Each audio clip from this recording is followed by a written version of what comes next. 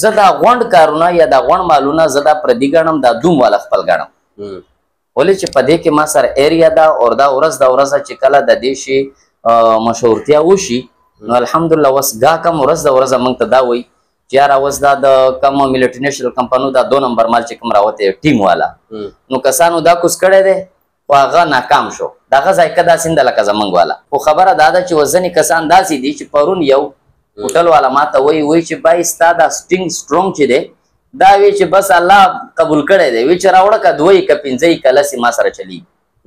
نور هم داسې خلک شته چې هغو موږ نه سټرونګ نو الحمدلله زموږ دا مال خم دی، ریټ هم ښه دی. سټار کولا والا زما نه مخکې زما په ایریا کې غونډې کې سپلای کړې وه فکس والا، هغه کسان سټار کولا نه موږ ته راوړي. کویس والا د 30 هزارو مال فی دکان ته په قرض ورکړی خو هغه خلک اوس زموږ طرف ته راوړي. د دې نه دا پته لګي چې زموږ مال الحمدلله ریټ هم ښه دی، مال هم ښه دی. نو زه دا توجه خپله ایریا ته دې